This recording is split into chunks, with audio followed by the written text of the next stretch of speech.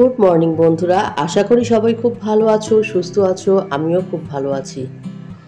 দেখো, বাড়িতে এসে রায়ান কাজ শুরু করেছে, আমাকে সাহায্য করছে। এখন পড়তে যাবে ওরা, তাই যাওয়ার আগে আমার সঙ্গে একটু কথাবার্তা বলছে। আমি এদিকে বিছানার চাদরটা চেঞ্জ করে নিলাম। দুটো ঘরের বিছানার চাদরই আজকে চেঞ্জ করব। অনেক দিন তো হলো, গতকাল রাত্রে আর চেঞ্জ করতে পারিনি। বাড়িতে এসে ভালো লাগছিল না, তাই একটা চাদর, অন্য চাদর পেতে ওর উপরে শুয়ে পড়েছিলাম। এদিকে তো সব গুছিয়ে নিয়েছি, রান্নাঘরে রান্নাও শুরু হয়ে গেছে। এখানে ডাল সিদ্ধ বসিয়েছি, ভাতটা আমার হয়ে গেছে। আর কয়েকটা বাসন আছে, সেগুলোই এখন মাজবো। মানে চা খেয়েছিলাম আর সকালবেলা ব্রেকফাস্ট হয়েছে, সেই বাসনগুলোই আছে, এগুলো এখন মেজে নেব।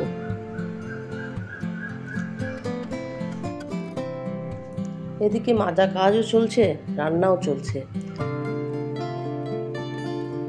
আজকে করব আলু দিয়ে মাছের ঝোল। আর এদিকে দেখো একটা ডিমের অমলেট করছি, যেহেতু রিজু মাছ খাবে না। এদিকে রান্না করার আগেই আমি ওয়াশিং মেশিনে কিছু জামা কাপড় দিয়েছিলাম, সেগুলো কাচাও হয়ে গেছে। আগে মেলে দেব, তারপরে আবার রান্নার কাজে যাব। আজকে বাইরে যা রোদ বেরিয়েছে, প্রচণ্ড রোদ। কলকাতায় বৃষ্টি দেখেছি, কিন্তু বাড়ি এসে এখন আমি বৃষ্টি পাইনি। জামা কাপড়গুলো মেলে দিইনি, যা রোদ পড়েছে। আর ওয়াশিং মেশিনে তো শুকিয়ে এসেছে কিছুটা, একটু রোদ পেলেই শুকিয়ে যাবে। আরও কিছুটা জামা কাপড় আছে, ভেজানোই আছে, ভাবছি ওইগুলোও ওয়াশিং মেশিনে দিয়ে দিই, তাহলে কাঁচা হয়ে যাবে। যা রোদ উঠেছে এখনই শুকিয়ে যাবে। আজকে আর রান্নাটা পুরোপুরিভাবে তোমাদের সঙ্গে শেয়ার করলাম না। কী কী রান্না করলাম সেটাই তোমাদেরকে দেখিয়ে নিই। ভাত তো আছেই, আর এখানে ডিমের অমলেট করেছিলাম, সেটা আছে। আম ডাল করেছি, মানে টক ডাল, আম দিয়ে টক ডাল করেছি। আর পটল আলু দিয়ে মাছের ঝোল। কয়েকটা পটল ছিল, সেটাও দিয়ে দিয়েছিলাম পরে। এখানে আছে পেঁয়াজ উচ্ছে চচ্চড়ি, আর হচ্ছে কুমড়ো ভাজা। এই হলো আজকে আমাদের দুপুরের খাবার। ভাবলাম তেলটা শেষ হয়ে গেছে, তাই তেলটা একটু ঢেলে নিই, সাদা তেলটা। আর আমার যখনই কিছু শেষ হয়ে যায়, সেই জিনিসটা কিন্তু আমি আবার পরিষ্কার করে রাখি। ওই সবগুলো একসঙ্গে পরিষ্কার করবো ওটা করি না। যখন যেটা শেষ হয়ে যায় বা ফুরিয়ে যায়, তখন আমি পরিষ্কার করে নিই। তেলের এটা গতকাল রাত্রে আমি পরিষ্কার করে রেখেছিলাম। এখন দেখো চিনিটাও শেষ হয়ে গেছে, চিনির কৌটোটাও পরিষ্কার করে এর মধ্যে চিনি ঢেলে নেব। এরকম করলে না কৌটোগুলো পরিষ্কার থাকে, আর বেশি একসঙ্গে নোংরাও হয় না। সন্ধেবেলা চলে এলাম রান্নাঘরে। রান্নাঘরে এসে আগে দুধটা গরম করতে দিলাম, ওদেরকে খেতে দেব। দেখো, কেকটা ব্যাগের মধ্যে ছিল, একদম ভেঙে গেছে। কেক আর বিস্কুট দিয়ে ওদেরকে কমপ্লান খেতে দেব।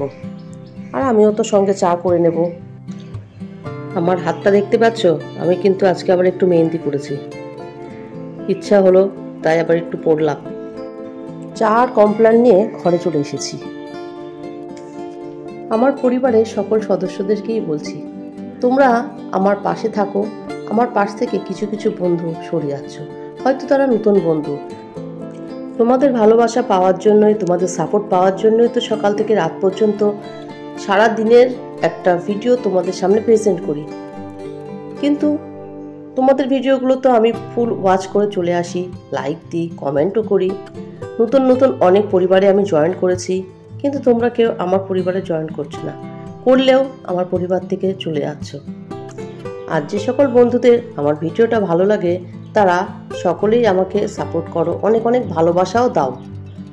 আর যদি আমার ভিডিওগুলো ভালো লেগে থাকে, তাহলে তোমাদের আত্মীয় স্বজন, বন্ধুবান্ধব সবাইকে শেয়ার করে দাও। কোনো কাজ করতে গেলে যদি তার সাপোর্ট পাওয়া যায়, তার সেই কাজের প্রতি উৎসাহ পাওয়া যায়, দেখবে কাজটা কিন্তু খুব ভালো করে করা যায়। কাজের প্রতি অনেক আগ্রহও বাড়ে, সে ছোটদের বলো আর বড়দের বলো। অনেক কথা বলে ফেললাম। এদিকে দেখো, চা খাওয়ার পর জামা কাপড় নিয়ে চলে এসেছি। দুপুরে অনেক জামা কাপড় কেচেছিলাম। আর তোমাদেরকে নাইটি দুটো দেখালাম কেন বলো তো? কারণ একই নাইটি আমার তিনটে, দুটো এখানে থাকে আর একটা মায়ের ওখানে থাকে, তাই তোমাদেরকে দেখিয়ে দিলাম।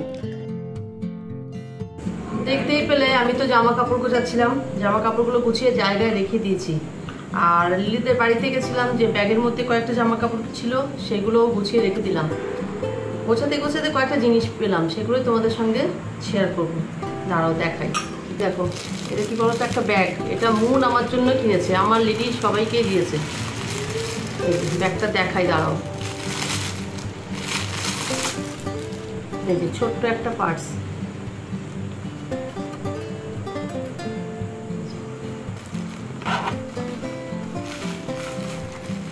অনেক টাকা আছে, দেখেছো? না না, এই যে ব্যাগের মধ্যে যেসব দেওয়া থাকে প্লাস্টিক, এই যে ছোট্ট একটা পার্স। ছোট জিনিস দেখতে খুব ভালো লাগে না? খুব ভালো হয়েছে। আর এই দুটো দেখো, আইসক্রিম খাওয়ার বোল। এটা আমার মেজমা কিনেছে, মেজমা মেলায় গেছিল, মেলা থেকে নিয়ে এসছে। দুজনের দুটো, রিজুর একটা, রায়নের একটা। আমার এই সেট আছে। এই হলো, আইসক্রিম খাওয়া যাবে। এই দুটো জিনিসই ছিল, এগুলো তো দেখালাম। এবার রায়ন তো পড়ছে অলরেডি, ভাবলাম তোমাদের সঙ্গে একটু শেয়ার করি। এবার তো ডিনার বানাবো, তোমরা দেখতে থাকো। আজকে ডিনারে হবে ছোলার ডাল আর লুচি। দেখো ডালটা এখানে সিদ্ধ করতে দেবো, ফ্রিজেই ছিল, আগের থেকে ভিজিয়ে রাখিনি, একেবারে প্রেসারে দেবো বলে আর ভেজানোর প্রয়োজন হয়নি। ডাল তো দিয়ে দিলাম গ্যাসে, আর এদিকে দেখো পেঁয়াজ, কাঁচা লঙ্কা, আদা রসুন একটু থেতো করে নিয়েছি। আর লুচি করবো বলে ময়দাটাও মাখা হয়ে গেছে। চলো এবার ডালটা রান্না করে নিই, মানে ছোলার ডালটা। এদিকে দেখো তেল গরম হয়ে গেছে, তেলের মধ্যে দিয়ে দিলাম শুকনো লঙ্কা, পেঁয়াজ, কাঁচা লঙ্কা, এলাচ আর একটু জিরে দিয়েছিলাম, তোমাদেরকে সেগুলো দেখাতেই ভুলে গেছি।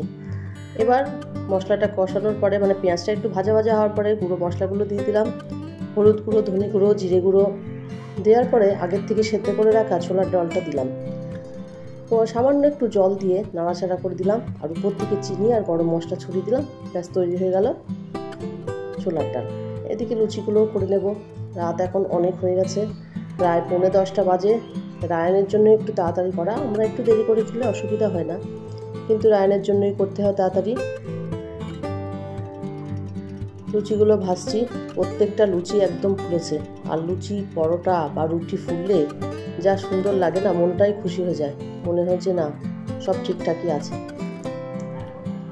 এখানে তো গোল লুচি দেখতে পাচ্ছ, গোল ঠিক না, অনেক রকম ডিজাইন হয়েছে। আর রায়নের জন্য কিন্তু 3 কোনা লুচিও করতে হয়েছে, ও এটাই বেশি পছন্দ করে। লুচি তো ভাজা হয়ে গেল, রায়নকেও খেতে দেবো আগে। দেখো বলেছিলাম না রায়নের জন্য 3 কোনা লুচি করেছি। লুচিটা করা হয়ে গেছে, রায়নকে দিয়ে দেব, সবাইকেই খেতে দেবো। রায়নেরটা আগে দিলাম, এবার রিজুরটা দেব।